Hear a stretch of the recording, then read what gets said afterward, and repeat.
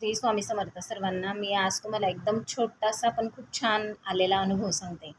तर झालं काय, माझी दर महिन्याला आरती असते. तर त्याच्या आरती देणाऱ्या ताई त्यांचा मला कॉल आला, की तू ह्या दिवशी म्हणजे मंगळवारच होतं वाटतं त्या दिवशी, तर 10:30ची आरती करशील का? आणि नेमकं झालं होतं काय, मी त्या 1-2 वर्षामध्ये खूप डिप्रेशनमध्ये राहत होते, खूप विचारात राहत होते. मला खूप टेन्शन होतं. तो अनुभव पण मी तुम्हाला नंतरच्या व्हिडिओमध्ये सांगणारच आहे.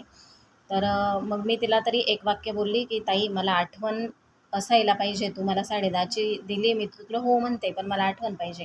नाही म्हणे, "तू आठवणीने जाशील म्हणजे जाशील." म्हटलं ठीक आहे. मग मी पण तिला घाईघाईत हो म्हणून दिलं. आणि नेमकं झालं काय, त्या दिवशी मंगळवारी नेमकं मला विसर पडला. मग त्या ताईचा मला कॉल आला 10 वाजता, की "ताई तू झाली का तयार? 10:30ची आरती" असं म्हणून. तर मग मला एकदम क्लिक झालं, अरे मला आठवण नाही राहिली. मग मी तिला इतकं रिक्वेस्ट केली, म्हटलं बाई माझी काहीच तयारी नाही, मी स्वयंपाक पण केव्हा करू, मी केव्हा जाऊ, मी केव्हा पोहोचू.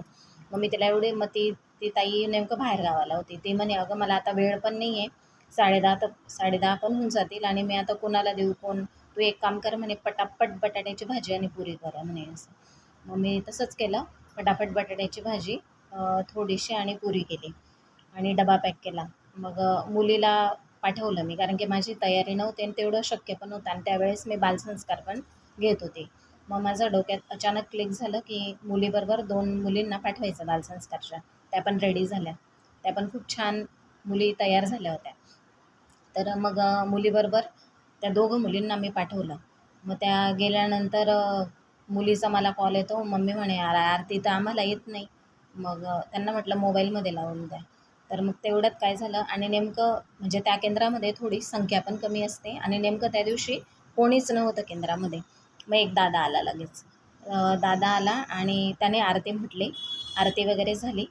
मग त्या मुलींनी त्या दादाला विचारलं. म्हणे, "दादा आम्हाला आरती तर येत नव्हती. बरं झालं तुम्ही आले."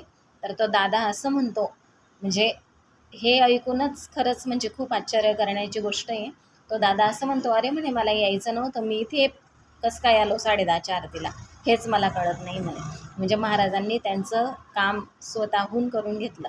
आणि मी तुम्हाला सांगते, घरी आल्यानंतर ती घाईघाईत बनवलेली बटाट्याची भाजी आणि पुरी इतकी स्वादिष्ट लागली, सगळ्यांना आवडली.